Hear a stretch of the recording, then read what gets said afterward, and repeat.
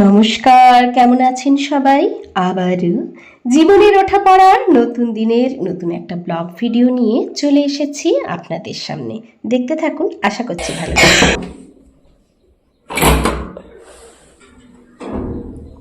রোদ উঠে গেছে বাইরে। রোদ উঠে গেছে।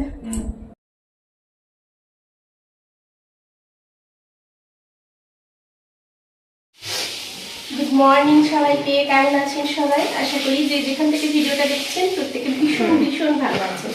আপনাদের ভালোবাসায় আমিও মোটামুটি ভালোই আছি। যাই হোক, দুদিন ভীষণভাবে জ্বর ছিল, শরীরটা অসুস্থ ছিল, গলাটা এখনো খারাপ আছে, তবে আগের থেকে ভালো আছি।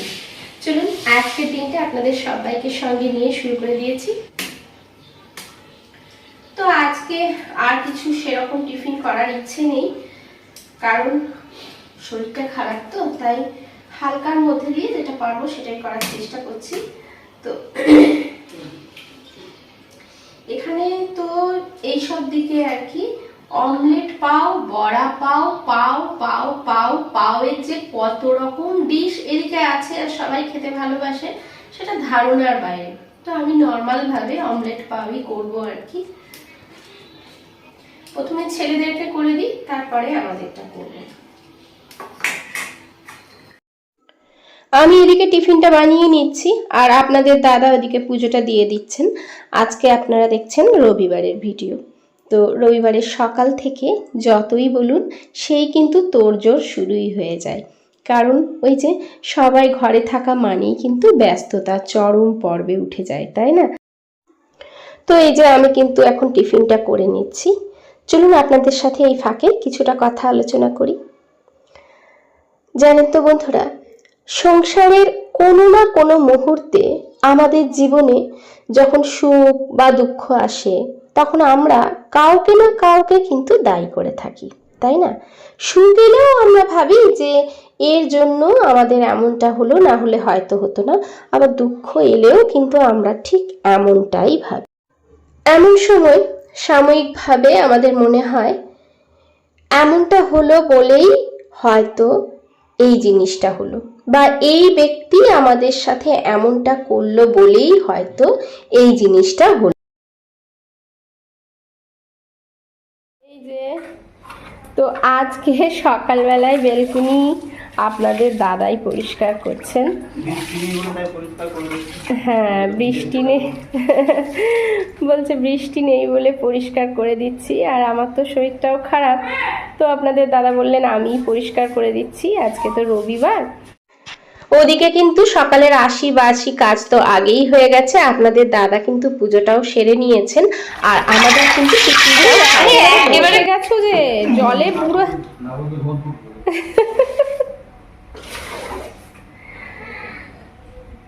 চলো তুমি তোমার কাজ করো, আমি আমার কাজ করি। ওইটা ফেলে দেবে জানো তো, ওটাই সেই গাছ লাগিয়েছিলাম, ওই বক্সের মতোটা, ওটাই ফেলে দেবে। ওটাই সারও করে নিয়েছিলাম, সেই তোমার পাতা টাতা ওখানে রেখে পচিয়েছিলাম, ওইটা ফেলে দিতে হবে, হয়ে গেছে ওটার কাজ। তো এই যে এইদিকে কিন্তু চাদরটাকে পাতা হয়নি, পাতা মানে এই যে যে চাদরটা পেতে শোয়া হয়, এই যে সেই চাদরটা পাতা আছে। পরিষ্কার টরিষ্কার তো আগেই করেছি, ঘরটা সব পরিষ্কার হয়ে গেছে, কিন্তু এই যে যে চাদরটা মানে আমি নতুন পেতেছি না, সেই চাদরটা একটুখানি পেতে নেব, তাহলে ঘরটা পুরো পরিষ্কার পরিচ্ছন্ন হয়ে যাবে। চলুন পেতে নিই। আর আজকে ভাবছি এই চাদরটাকে আর চেঞ্জ করবো না, দুদিন পরেই একবারে চেঞ্জ করবো, কারণ নতুন চাদরটাও তো বেশ কিছুদিন পরে পাতলাম, মানে এই কবে কবে পাতলাম ওই জন্য। তো এই যে প্রত্যেক দিনের যেটা কাজ, মানে না করলেই যেটা হয় না, টুকটাক জিনিসপত্রগুলোকে মুছে নিলে একটু আর কি পরিষ্কার থাকে। প্রতিদিন যদি এটা করা হয় না, সেটা কিন্তু কিছু মনেই হয় না, জানেন তো। তো যাই হোক, একটুখানি আমি বেলকনির এই যে জানলাগুলো, মানে বেলকনির যে দরজাগুলো আছে, কাচের যে ডোরগুলো আছে, সেগুলোকেও একটু পরিষ্কার করে নিচ্ছি। যাই হোক, যেটা বলছিলাম, কিন্তু জানেন তো সবই আমাদের দৃষ্টিভঙ্গির ওপরে নির্ভরশীল। আসলেই এই সংসারে ভিন্ন ভিন্ন মানুষ বসবাস করে। এই সংসারে প্রতিটা মানুষ আলাদা, সবাই সমান হবে না, সবাই যে সমান হবে এমন কিন্তু কোনো কথাও না। আবার সব কিছু থেকেই আমাদেরও মনে রাখতে হবে যে আমাদের প্রতিটা পদক্ষেপে পরীক্ষা দিতে হয়। তাই পরীক্ষাকে হাসি মুখে মেনে নেওয়াই আমাদের কিন্তু কর্তব্য। কিছু ভালো মানুষ আমাদের কাছে আসবেন, যারা আমাদের ভালো অভিজ্ঞতা, ভালো কিছু মুহূর্ত দেবেন। ঠিক তেমনি কিছু খারাপ অভিজ্ঞতাও আমরা কিন্তু পাবো। তবে জীবনে চলার পথে আমাদের দুটোই দরকার আছে। কারণ কি জানেন তো? কারণ এটাই আমাদের ধৈর্যের সব থেকে বড় পরীক্ষা, আর এটাই আপনাকে কিন্তু মেনে নিতে হবে। বাইরে কিন্তু বৃষ্টি পড়ছে, আর এদিকে কুমড়ো গাছটাও কিন্তু যথেষ্ট বড় হয়ে গেছে। এই যে সেই ছোট্ট বীজটা লাগিয়েছিলাম, এটা আমি লাগাইনি, এটা নিজে থেকেই হয়েছে। আমি লাগিয়েছিলাম লাউ বীজ, এই যে বাইরের দিকে চলে গেছে, তো একটুখানি না ডগাটা কেটে দেবো। ডগা কাটলে না আরও বেশি ডালপালা বেরিয়ে বেশ ভালো হবে। তো আপনাদের দাদাকেই আমি বললাম কেটে দিতে, কারণ আমি এখন ধরছি না। তো আমি বললাম যে কেটে দিতে, যেখানে আছেন। হ্যাঁ হ্যাঁ হ্যাঁ, বাইরে চলে গেছে, ওটা কেটে দাও একটুখানি, তাহলে একটু মানে বেশ ভালোভাবে হবে। এই পড়ে যাবি, অমনি করিস না। আর কটা পাতা আমাকে দিয়ে দাও। ওই ডগাটা থাকুক, এটা কেটে নাও। হ্যাঁ নিয়ে নিয়েছি, এটা রাম রাম ওটা ছেড়ো। হ্যাঁ, আর এখান থেকে কটা পাতা নিয়ে নাও, বড় বড় পাতা আমার চাই। এই যে এই পাতাগুলো এমনিতেই নষ্ট হয়ে যাবে। হ্যাঁ হ্যাঁ, কাটো, খুব বেশি না কাটলেও হবে। আসলে কি জানেন তো বন্ধুরা, জীবনে যখন কোনো ব্যক্তি নিজের লক্ষ্যের জন্য পরিশ্রম করতে থাকেন, চেষ্টা করতে থাকেন, ধৈর্যের সঙ্গে এগিয়ে যান, এতে অনেক রকম কষ্ট আসতে পারে। কখনো শারীরিক কষ্ট, কখনো মানসিক কষ্ট। কিন্তু সব কিছুকে উপেক্ষা করে যখন আমরা এক নিষ্ঠার সঙ্গে ধৈর্যের সাথে লক্ষ্যের দিকে পৌঁছাতে থাকি, তখনই নেতিবাচক চিন্তার অবসান ঘটে আমাদের শরীরের মধ্যে। এই যে এই কটা কিন্তু তুলে এনেছি, একটুখানি কুমড়ো শাক, আর শাকগুলো মানে পাতাগুলো কি বড় বড় হয়েছে। এই যে আমি ভাবতেই পারিনি যে নিজের থেকে এরকম করে এত সুন্দর গাছ হবে। আর ওখানে না আমি সবজির যে খোসা টোসা সেগুলোই দিয়ে দিয়েছিলাম, তারপরে মাটি সার সেটা তো দিয়েইছি। আমি মেনলি করেছিলাম কুমড়ো শাকের জন্য নয়, আমি করেছিলাম লাউ শাকের জন্য, কিন্তু এত সুন্দর যে কুমড়ো শাক হয়ে যাবে। যাই হোক, যেটা হয়েছে সেটাকেই ভালোবেসে খেতে হবে। লাউ পাতা তো মানে লাউ গাছ তো আর উঠলো না, যদিও ওটা আগের মানে ছিল বীজটা। তো চলুন কুমড়ো শাকটাকে কেটে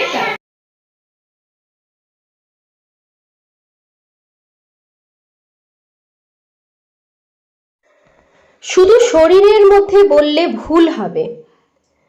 তখন যখন আমরা সমস্ত শক্তি দিয়ে আমাদের লক্ষ্যের সাথে পৌঁছাতে থাকি, তখনই সমস্ত রকম নেতিবাচক চিন্তা আর নেতিবাচক শক্তির অবসান ঘটতে থাকে। যখন মুখে একদম রুচি থাকে না, তখন এই সমস্ত জিনিসগুলো খেতে ভীষণ ভালো লাগে। এমনিতে তো ভালো লাগে, বিশেষ করে জ্বর টর হলে এই সমস্ত জিনিসগুলো যদি ঝাল ঝাল করে খাওয়া যায় ভীষণ ভালো লাগে খেতে, এবং মনে শান্তির শক্তির জন্ম নেবে। তাই সব কিছুকে উপেক্ষা করে নিজের লক্ষ্যের পথে এগিয়ে যাওয়াই হচ্ছে মূল কাজ। এইভাবে আমরা যদি নিজের লক্ষ্যকে ঠিক রেখে ধৈর্যের সাথে এগিয়ে যেতে পারি, সমস্ত কিছু কিন্তু আপনি পেছনে ফেলে এগিয়ে যেতে পারবেন সবসময়। তো যাই হোক, আজকে কিন্তু কুমড়ো পাতা দিয়ে এই চিংড়ি মাছের বাটাটা করব, আর এটা কিন্তু ভীষণ ভালো হয় খেতে। আমি কিন্তু কোনোদিনও করিনি, আজকেই প্রথম করলাম।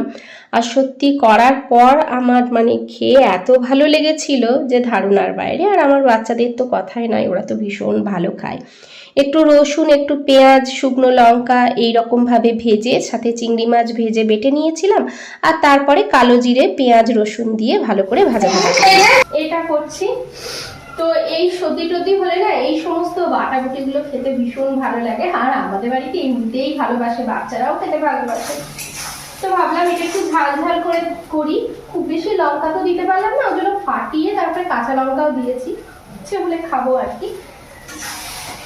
এদিকে ভাতটা করে নিয়েছি, গরম গরম ভাত একদম রেডি হয়ে গেছে। আর এরপরে তারপরে আবার ডিমটা করতে হবে। যাই হোক, এটাকে করে নিই, একটুখানি এদিক ওদিক ঘুরে বসে এসে তারপরে ডিমটা করবো, কারণ একভাবে দাঁড়িয়ে আমি করতে পারবো না। শিলে বেটে করলে তো আরো ভালো হয়, তবে আমি কিন্তু মিক্সিতেই বেটেছিলাম। তো যাই হোক, খেতে কিন্তু মন্দ হয়নি, বেশ ভালো হয়েছিল। একদম শুকনো শুকনো হওয়ার পর তারপরে নামিয়ে নিয়েছিলাম। এনাকে আমি বললাম নিচে আর যেতে হবে না, তুমি তোমার মতন করে খেলো। তো গাড়ি নিয়ে খেলছে, আর ওইদিকে কিন্তু আপনাদের দাদা নিচে আছে, বড় ছেলেও নিচে চলে গেছে, এর মতন খেলছে। স্নান টান করিয়ে দিয়েছি, আর আমি ওইদিকে করছি। ওই গাড়িগুলোকেই মানে নিয়ে খেলবে, আর এদিকে ওদিকে ভেঙে দেবে। এই যে, চলো তুমি খেলো, আর ওদিকে রাখাচ্ছি। এই দেখো, আজকে বেশ বৃষ্টি পড়ছে না, তো বারবার এসে এসে একবার দেখছি, দাঁড়াচ্ছি, আর কি সুন্দর লাগছে। আর এই যে এখনো হয়নি, পরিষ্কার করেই যাচ্ছে।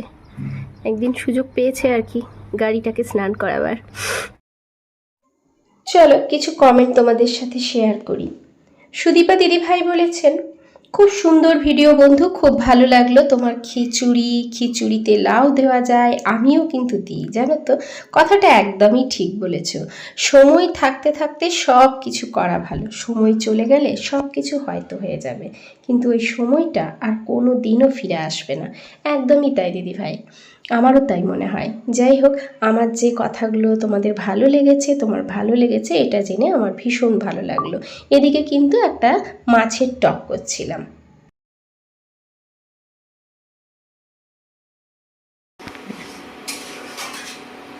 এই যে আজকে ইচ্ছে ছিল একটুখানি মাছের টক করবো, ওর জন্য আলু টালু কিচ্ছু দিনই, অল্প একটু টমেটো দিয়েই টক করেছি।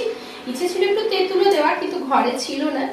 তো যাই হোক, একবার যাচ্ছি, একবার সব কিছুই তো করতে হবে, তাই না? শরীর খারাপ হোক আর ভালো থাকুক, কোনোটাই থেমে থাকবে না। কাজ কিন্তু করতেই হবে, ছেলেদেরকে স্নানও করতে হবে, তাদেরকে খেতেও দিতে হবে, খাবার জোগাড়ও করতে হবে। আর বাইরের খাবার দাবার না আমার ঠিক ভালো লাগে না। যাই হোক, এইরকম কি বাইরে, এখানে বিশেষ করে এখানে গোয়াতে বসে এরকম মাছের টক কে আমাকে বানিয়ে দেবে, তাই না? এখানের মতো খাওয়া দাওয়া, আর আমরা যেটা নিজেরা করবো নিজেদের পছন্দ মতো হবে। যাই হোক, হয়ে গেছে। যাই হোক, মাছের টকটা কিন্তু টমেটো দিয়েই করেছিলাম, কিন্তু খেতে মন্দ হয়নি। সোনালী বোন বলেছ, এক কথায় অসাধারণ, পুরো ব্লগটা শেষ পর্যন্ত দেখলাম, ভীষণ উপভোগ করেছি। অনেক ভালোবাসা আর শুভেচ্ছা রইল দিভাই তোমার জন্য। তোমাকেও রইল অনেক অনেক ভালোবাসা, সাথে আন্তরিক শুভেচ্ছা। এইভাবেই সাথে থেকো, পাশে থেকো, রইল অনেক অনেক ভালোবাসা। শুধু তোমার জন্য নয়, প্রত্যেকটা বন্ধুর জন্য, যে যে কমেন্ট করেছো সবার জন্য অনেক অনেক ভালোবাসা, সাথে আন্তরিক অভিনন্দন। এইভাবে আমার সাথে থাকার জন্য, আমার পাশে থাকার জন্য, আর আমাকে এইভাবে এগিয়ে নিয়ে যাওয়ার জন্য, কারণ তোমরা ছাড়া আমি কিন্তু এক পাও এগোতে পারবো না। শানভিকা দিদিভাই বলেছো, বর্ষার সময় গরম গরম খিচুড়ি আর পাঁপড় ভাজা ভীষণ ভালো লাগে। খুব ভালো লাগলো ভিডিওটি, অনেক অনেক শুভেচ্ছা রইল, শুভকামনা রইল তোমার জন্য। তোমাদের জন্য অনেক অনেক শুভেচ্ছা, আন্তরিক অভিনন্দন, এইভাবে আমার সাথে থাকার জন্য, আমার পাশে থাকার জন্য।